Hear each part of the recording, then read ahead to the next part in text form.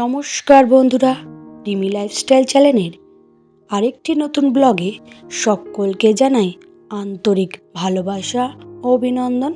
আশা করি দূরে কাছে যেখান থেকে ভিডিওটা দেখছো সকলে ভালো আছো, আর তোমাদের ভালোবাসায় আমিও খুব ভালো আছি। বন্ধুরা, প্রতিদিনের মতন আজকে আবারও অনুরোধ করছি ভিডিওটা একটু লাইক দিয়ে দেখা শুরু করো। আর যারা চ্যানেলে নতুন তারা পুরো ভিডিওটা দেখে যদি ভালো লাগে তাহলে সাবস্ক্রাইব করে আমার পাশে থেকো। আর চ্যানেলে যারা পুরনো বন্ধুরা রয়েছো, যারা রোজ আমার ভিডিওতে নতুন নতুন কমেন্ট করে আমার পাশে থাকো, ঠিক সেইভাবেই আমার পাশে তোমরা থেকো। বন্ধুরা, আজকে একটা খুব দুঃখের কথা তোমাদের সাথে শেয়ার করতে চলেছি। মধ্যবিত্ত পরিবারে একটা ছেলে মাত্র বিয়ে করেছে, হয়তো 10 দিন হয়েছে। ছেলেটার ভাগ্যটা এতটাই খারাপ, ছেলেটা স্বাভাবিকভাবে একটু হ্যান্ডিক্যাপ, মানে ওর হাতগুলো ছোট। যাই হোক, ভেবেছিল ছেলেটার জীবনে হয়তো নতুন কিছু আসতে চলেছে, তাই বাড়ি থেকে দেখেই একটা মেয়ের সাথে তাকে বিয়ে দেওয়া হয়। কিন্তু মেয়েটা এতটা বড় প্রতারণা করে গেল ছেলেটার সাথে, কি বলবো।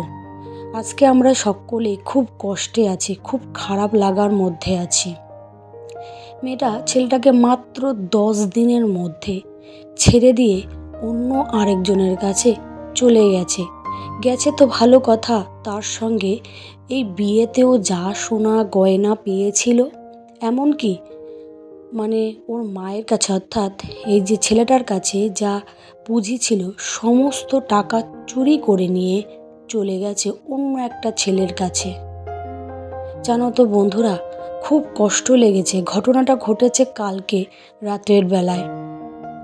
আমি ঘরে বসেছিলাম, হট করে শুনি এরকম একটা খবর। দৌড়ে গিয়ে তার বাড়িতে যাই। তাদের বাড়িতে না প্রতিটা ব্যক্তি একটু অন্যরকম। তার ছোট ভাইটাও স্বাভাবিকভাবে স্বাভাবিক নয়, সেও একটু হ্যান্ডিক্যাপ। তার দাদাও একটু হ্যান্ডিক্যাপ।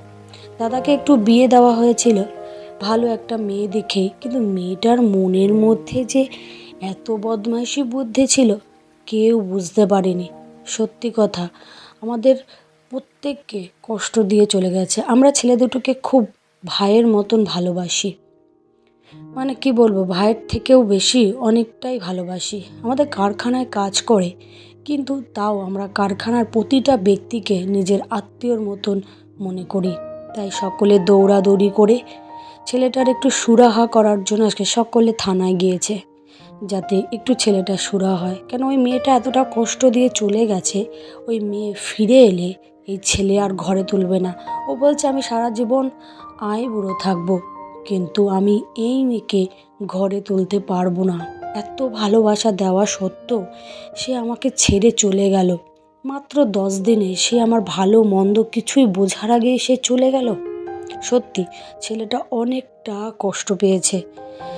কি বলবো বন্ধুরা, আমার এই কথাটাই আজকে তোমাদের সাথে শেয়ার করলাম।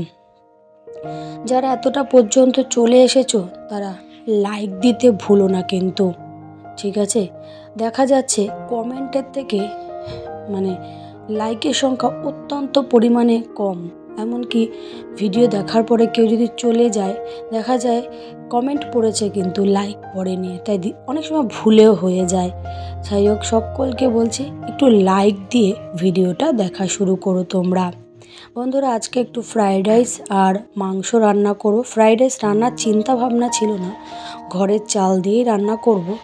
কারণ হচ্ছে গিয়ে চাল ঠাল আনা হয়নি, ওই বিনস, গাজর আর শীতকালে সবজি রয়েছে বলেই এই চিন্তা ভাবনাটা হট করে নিতে পারা গেছে। গরমকাল হয়তো থাকলে এরকম চিন্তা ভাবনা নেওয়া যায় না।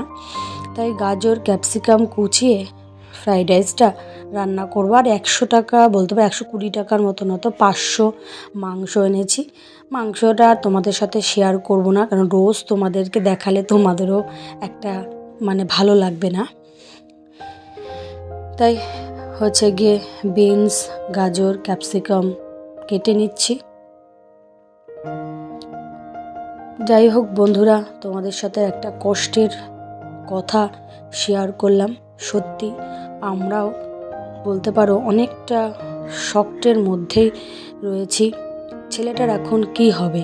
আগে জানতাম একটা মেয়ের সত্যি কথা বলতে ক্ষতি হয়ে যায়, তার হয়তো বিয়ে দিতে আবার সমস্যা দেখায়, কিন্তু এখন ছেলেদেরও বিয়ে দিতে কিন্তু সমস্যা দেখা দেয়। সত্যি কথা, খুব খারাপ লাগে, খুব কষ্ট লাগে। মানে কি বলবো, এত কষ্ট লাগাটা তোমাদেরকে কিছু বলে বোঝাতে পারবো না। তার উপর ছেলেটা তো স্বাভাবিকভাবে সুস্থ থাকলে তাও একটু ভাবা যেত। ছেলেটা নিজে সত্যি কথা বলতে ভিতর থেকে পুরো ভেঙে চুরে গেছে। তাই সকলকে বলি একটু সাবধান, বিয়ে দেওয়ার আগে একটু সমস্ত কিছু জেনে বুঝে নিয়ে তবেই বিয়ে দেবেন, নাহলে দুটো জীবন কিভাবে যে শেষ হয়ে যায় সে বলা মুশকিল।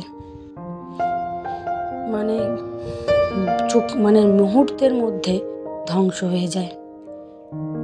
আজকে এই ঘটনাটা দেখে আমরা সকলেই যেন কেমন একটা স্তম্ভিত হয়ে গেছি। ভাবছি হয়তো আমাদের ছেলে মেয়েদের সাথে এরকম ঘটনা ঘটবে না, তো আমার মেয়েরা এরকম কাজ করবে না কারোর সাথে, বা আমার ছেলে অন্য কারোর সাথে এরকম, মানে আমার ছেলের সাথে এরকম ঘটনা ঘটবে না। সত্যি কথা বন্ধুরা, এই কথা ভেবেই আজকের দিনটা কেটে গেল। যাই হোক, কথা বলতে বলতে বন্ধুরা ফ্রাইড রাইস আর মাংস রেডি হয়ে গেছে। রান্নাটা আজ তোমাদের সাথে শেয়ার করিনি। যদি তোমাদের ভালো লাগে তাহলে অবশ্যই কিন্তু লাইক কমেন্ট করতে একদমই ভুলো না। আর আমার এই খাওয়ার মধ্যে দিয়ে ভিডিও শেষ করছি। আশা করি আবার নতুন কালকে ভিডিও নিয়ে আসব। আজকের মতন টাটা বন্ধুরা, পাশে থেকো, সাথে থেকো, আর তোমরা সকলে সুস্থ থেকো। টাটা, দেখা হবে কালকে।